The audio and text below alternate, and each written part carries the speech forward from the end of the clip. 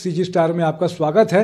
17 दिसंबर के Chhattisgarh chamber of commerce में महिला चैम्बर द्वारा एक उद्यमी महिला सम्मेलन का आयोजन किया जा रहा है, जिसमें हम बहुत सारी चीज़ें बताएंगे। कई सारे लोगों का जो महिलाएं घर से काम करती हैं उनका रजिस्ट्रेशन नहीं है कहीं पर भी, तो उद्यम सेंट्रल गवर्नमेंट की एक स्कीम है एमएससी के बारे में। मेरे साथ में बहुत ही सुलझे हुए जुझारू युवा और सेवारत सेवा भाव से काम करते हैं चार्टर्ड अकाउंटेंट जयेश बोथरा जी है। जयेश बोथरा जी, कैसे आसानी से ये जो महिलाएं हैं भटकती हैं और परेशान होती हैं कि भैया हमारा कहीं पर रजिस्ट्रेशन नहीं है, कैसा हो सकता है, तो ये एमएसएमई के तहत में उद्यम क्या चीज़ है ये? जय जिनेन्द्र, एमएसएमई उद्यम भारत सरकार केंद्र सरकार द्वारा की गई एक व्यवस्था है, जिसके तहत 20 लाख तक का व्यापार करने के लिए आपको और भी कहीं रजिस्ट्रेशन लेने की आवश्यकता नहीं है।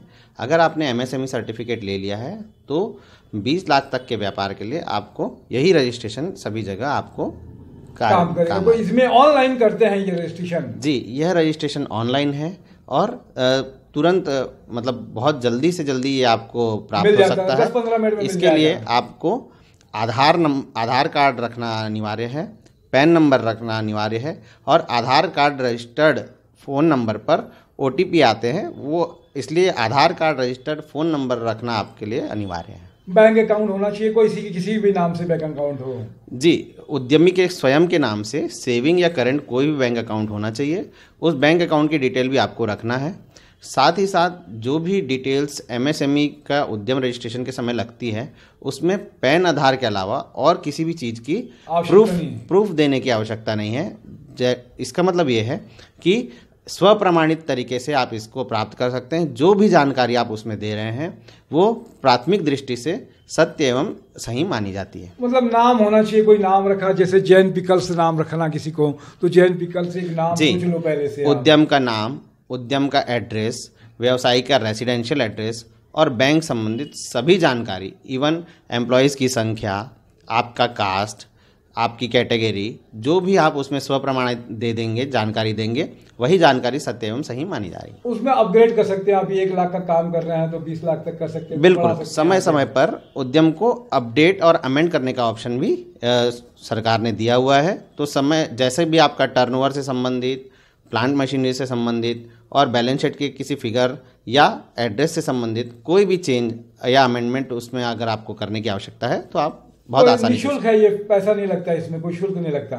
जी, शासन ने व्यवस्था की है कि एमएसएमई उद्यम रजिस्ट्रेशन लेने के लिए आपको कोई भी फीस देने की आवश्यकता कोई चार्जेस नहीं है। जो सर्विस चार्ज है जो जहाँ करेंगे जी, जो अप्लाई करेंगे उनके समय और मेहनत को देखते हुए जो मिनिमम रखते हैं लोग, तो वैसे जैसा भी बनता है तो मिनिमम चार्जेस में ये रजिस्ट्रेशन तुरंत हो जाता है। बैंक खाता भी खुल जाएगा इसमें?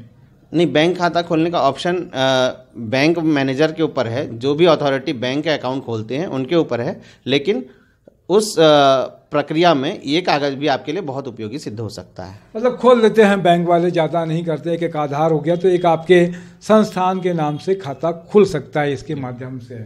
यह आपके ट्रेड नेम और व्यापार की प्रकृति का एक अच्छा प्रूफ है, अच्छा एविडेंस है। और अगर बैंक वाले उसमें सहमत हो तो इस एक डॉक्यूमेंट के भरोसे भी वो अकाउंट खोला जा सकता है। लोन भी मिल जाएगा आपको? लोन के लिए तो जरूरी है ये। लोन के लिए एक तो एमएसएमई उद्यम अनिवार्य डॉक्यूमेंट है, दूसरा इसमें लोन लेने पर अलग अलग स्कीम में अलग अलग बेनिफिट भी मिलते हैं। जैसे कि कुछ बैंक्स में एमएसएमई रजिस्ट्रेशन देने पर आपको लोन के इंटरेस्ट रेट में भी बहुत एक छूट मिलने का प्रावधान किया गया है। बहुत अच्छी बात है। तो कितना लोन का वैसे इंटरेस्ट होता है जो बैंक में बिजनेस?